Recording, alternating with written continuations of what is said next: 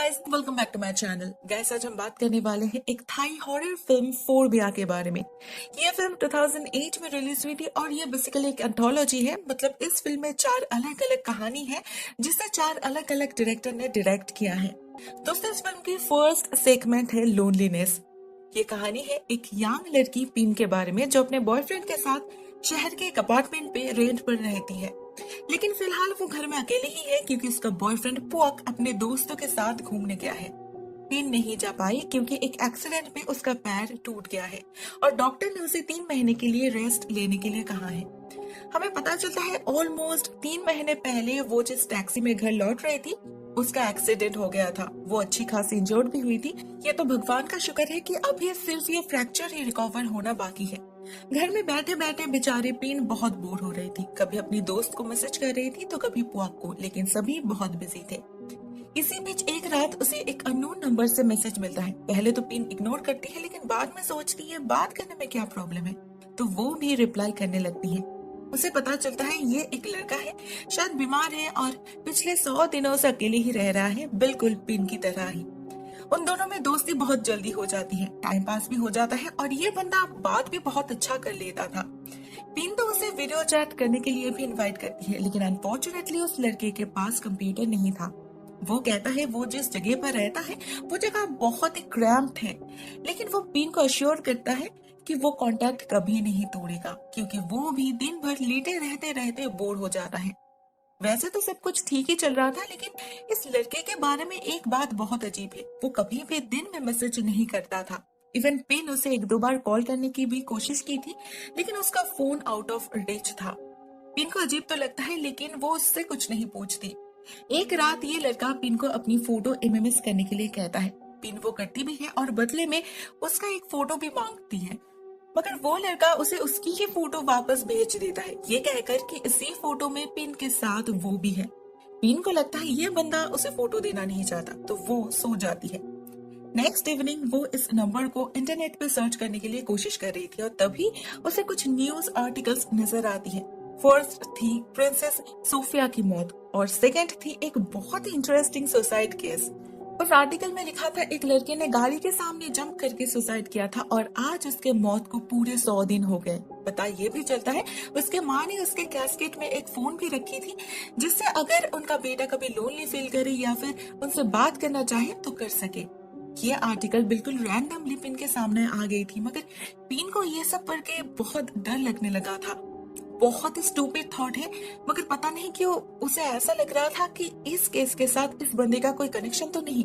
वो और डिटेल में सर्च करना चाहती थी, मगर अचानक से ही उसका कंप्यूटर बंद हो जाता है और अभी तो उसे उस फोटो में भी एक साया नजर आने लगा था। जैसे ही वो अपना फोन चेक करने लगती है, अचानक से एक हवा का झोंका उसे और उसके फोन को चेयर से धकेल कर नीचे फेंक देती है। पिन बहुत ज्यादा डर गई थी। वो फोन उठाने जाती है तो वो फोन अपने आप उसके पास आ जाता है। डर के मारे पिन वो फोन ही ऑफ कर देती है, मगर विद इन सेकेंड्स वो फोन अपने आप ऑन भी हो जाता है और वो लड़का पिन को वार्न करता है कि फोन ऑफ ना करे क्योंकि उसे पसंद नहीं। साथ में वो ये भी लिखता है कि वो आज अभी पिन से मिलने आ रहा है। पिन जल्दी से सारे दरवाजे लॉक कर देती है और हम बाहर एक एक करके सारे लाइट्स को ऑफ होते हुए देख पाते हैं। पहले उसका इलाका, उसका अपार्टमेंट बिल्डिंग और फाइनली उसके फ्लैट में बिजली चली जाती है। फिर से एक बार पिन के फोन पे मैसेज आता है, मैं अभी तुम्हारे घर के अंदर हूँ। पिन रोने लगती है, फोन के लाइट से चारों ओर देखने लगती है और अचानक से ही एक चेहरा अंधेरे से निकलकर उसके सामने आ जाता है और पिन को धकेल कर खिड़की से बाहर फेंक देता है।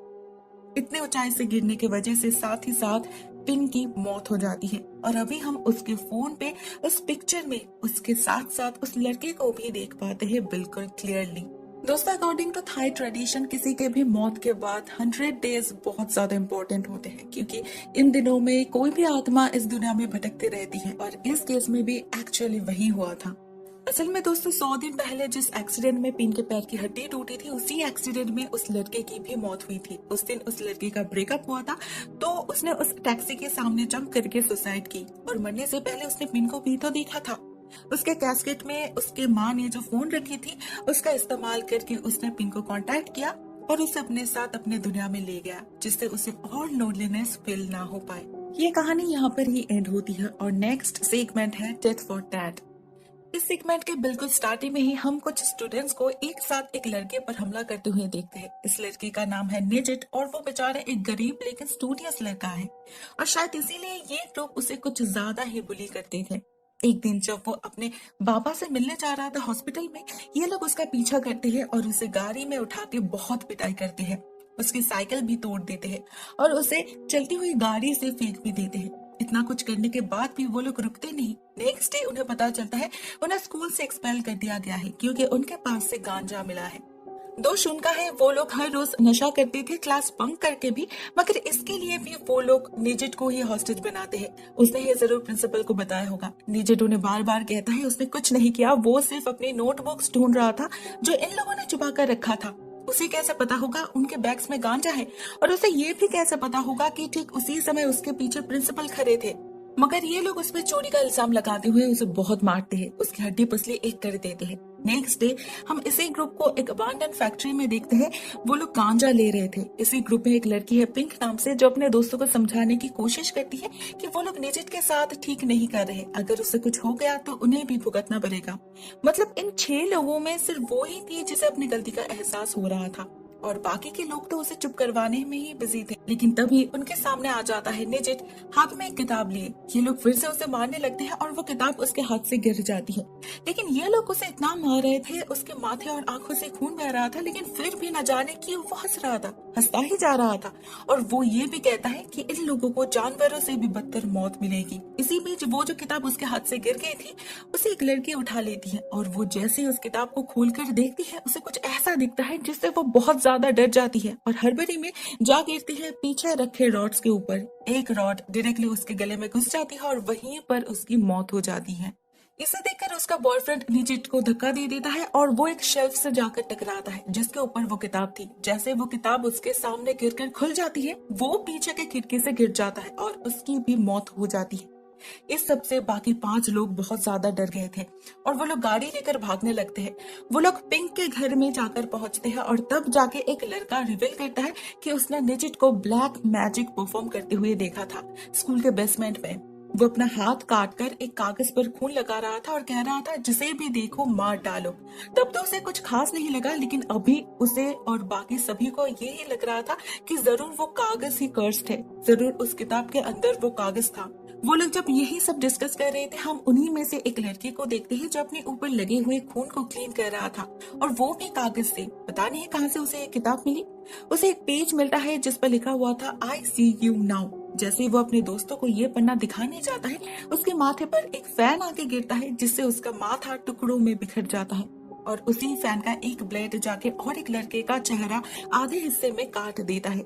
भागने के चक्कर में बाकी 2 लड़के बालकनी से छलांग लगाते हैं। एक जाके गिरता है एक स्टोरेज यूनिट के ऊपर, उसकी तुरंत ही मौत हो जाती है और दूसरा समहाउ बच गया था, लेकिन उसे अपने चारों तरफ सिर्फ कागज ही कागज दिखाई दे रहा था। इसके बाद उसके सामने खड़े निजिट की आत्मा उसे अपने हाथों से वो कर्स्ड पेपर दिखाता है और तुरंत ही इन पेपर्स में आग लग जाती है। जिस आग में जलाकर कभी उसने निजिट को मारने की धमकी दिया था, आज उसी आग में उसकी मौत हो जाती है। अभी सिर्फ पिंक ही बची थी। उसे अपने चारों तरफ मौत का साया नजर आने लगा था। वो फिर से गाड़ी में जाकर छुप जाती है और वहां से उसे रेस्क्यू करते हैं एक पुलिस ऑफिसर जो इस बिल्डिंग में हुए हादसे को इन्वेस्टिगेट करने आए थे। पुलिस स्टेशन में बैठकर पिंक उन्हें सब कुछ डिटेल्स में बताती है, मगर वो तो बिलीव करने से ही मना कर देते हैं। लेकिन पिंक समझ चुकी थी अभी उसकी बारी है। उस ऑफिसर के वहां से जाने के साथ साथ निजिट की आत्मा उसे वो पेज दिखाने की बहुत कोशिश करती है, क्योंकि वो भी इक्वली दोषी है। वो सब कुछ जानकर भी उन्हें रोकने की कोशिश नहीं की, चुपचाप देखती रही। तो अभी भी उसे देखना ही होगा, लेकिन पिंक देखना नहीं चाहती थी, तो वो अपनी आंखें ही निकाल लेती है जिससे उसे मरना ना पड़े। और अंत में हमें वो कर्स्ड पेज नजर आता है जिस पर एक लड़की की फोटो थी और साइड में लिखा था आई सी यू नाउ। और ये लड़की और कोई नहीं, पिन थी फ्रॉम द फर्स्ट सेगमेंट।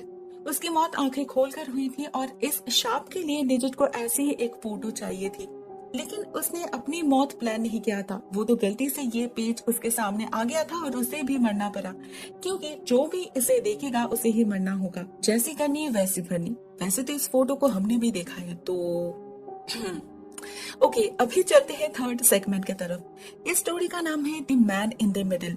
4 दोस्त एली, टेड, सिन और फॉग राफ्टिंग करने चियांग मैंग के जंगल में जाते हैं। दोस्तों, ये फॉग फर्स्ट सेगमेंट वाली पिन का बॉयफ्रेंड है और ये वही ट्रिप है जहाँ पिन चाहते हुए भी नहीं आ पाई।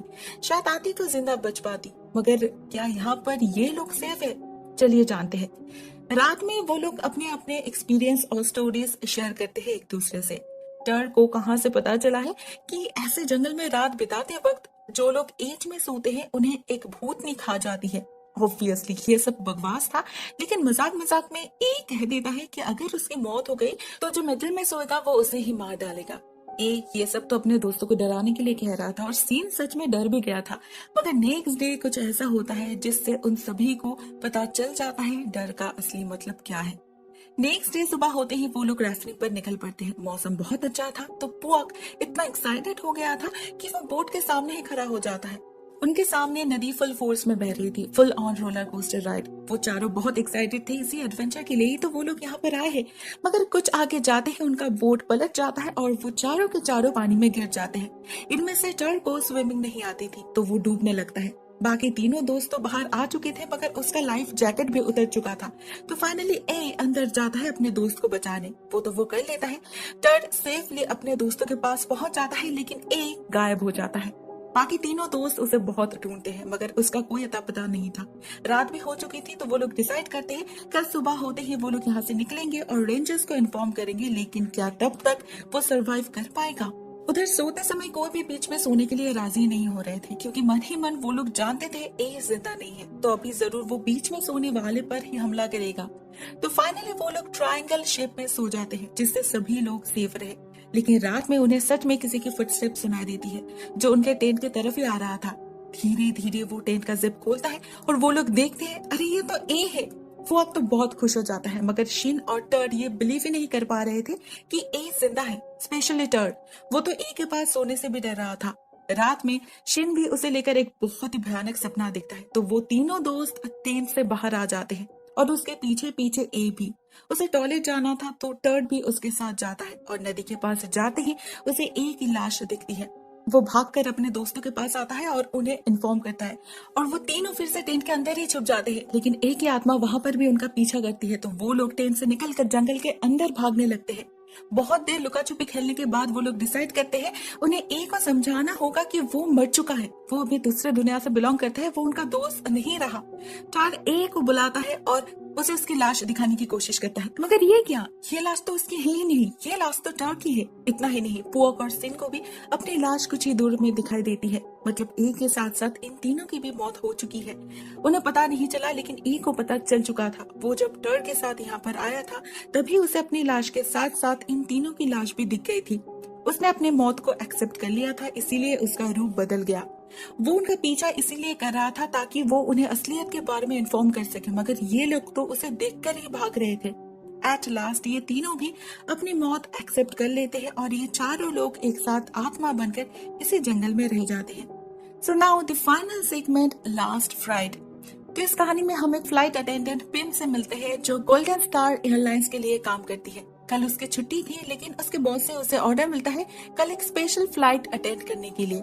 असल में लास्ट ईयर प्रिंस एल्बर्ट और प्रिंसेस सोफिया जब हनीमून पर फुकेट आए थे तब भी इसी एयरलाइन से चार्टर फ्लाइट अरेंज किया गया था। वो लोग इनके सर्विस से इतना खुश हुए थे कि इस बार भी वही सेम क्रू मेंबर्स की डिमांड कर रहे थे। उस फ्लाइट में थी पिम और ट्वी, तो इन दोनों को ही फिर से अपॉइंट किया गया। पिम तो पहले मना कर दी थी मगर जब उसे पता चला उनके साथ ट्वी पे जा रही है तो वो राजी हो जाती है।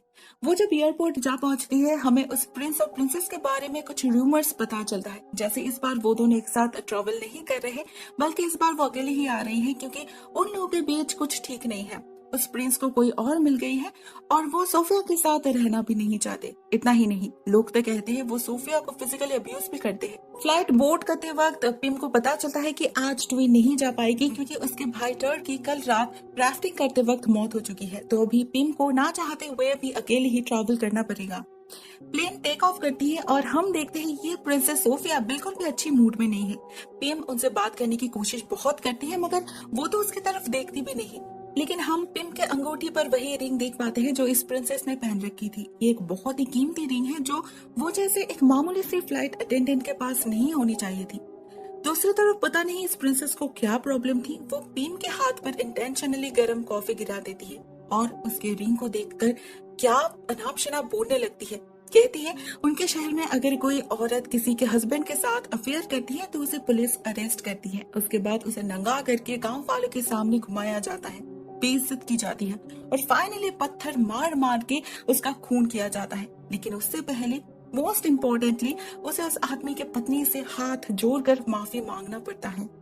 लंच टाइम में भी ये मैडम नखरा करने लगते हैं। उन्हें अपनी नहीं बल्कि सोफिया की लंच चाहिए थी। सोफिया को पता था उसके मेनू में श्रिम्प्स है जिससे प्रिंसेस को एलर्जी है, तो वो सारे श्रिम्प्स को निकाल कर देती है, मगर फिर भी सोफिया खांसने लगती है, उल्टी करने लगती है, उनकी आंखें भी लाल हो चुकी थी। वो जब बाथरूम में थी तो पिम को उनके टेबल पर कुछ फोटोज मिलती है जिसे वो बार बार देख रही थी और ये फोटोज उनके हस्बैंड की है, मगर साथ में वो नहीं।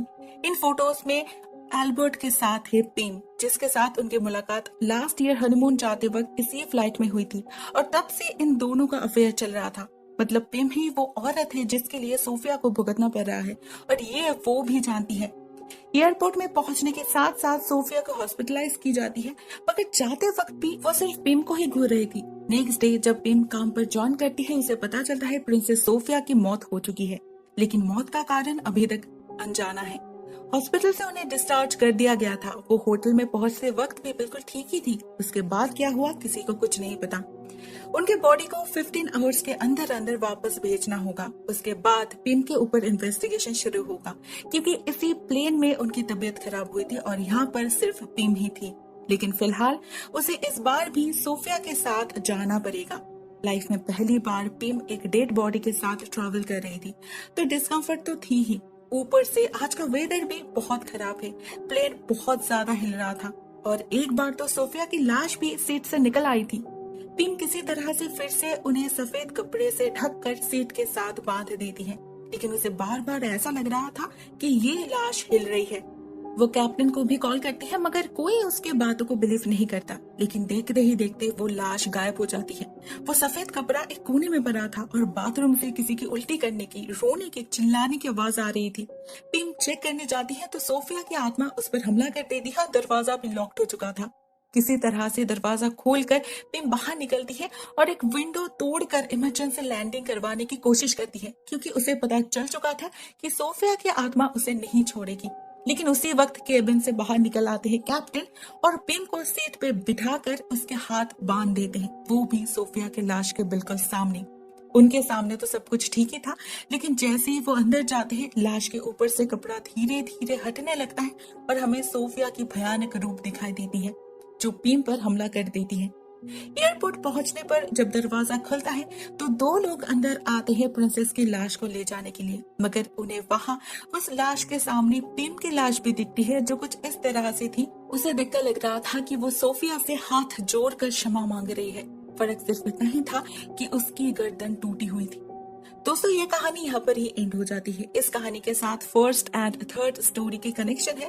फर्स्ट स्टोरी में पिम जो न्यूज पढ़ रही थी वो इसी प्रिंसेस के बारे में थी, और थर्ड स्टोरी में टोई का भाई है जिसके एब्सेंस ही शायद पिम की मौत का कारण बना। गाइस मैं इस वीडियो को यहाँ पर ही एंड करती हूँ। आई रियली होप आपको पसंद आई होगी। My personal favourite is story number 1। आपको कौन सी पसंद आई कमेंट सेक्शन में जरूर लिखना। Thank you so much for watching this video. Take care. Ta-ta.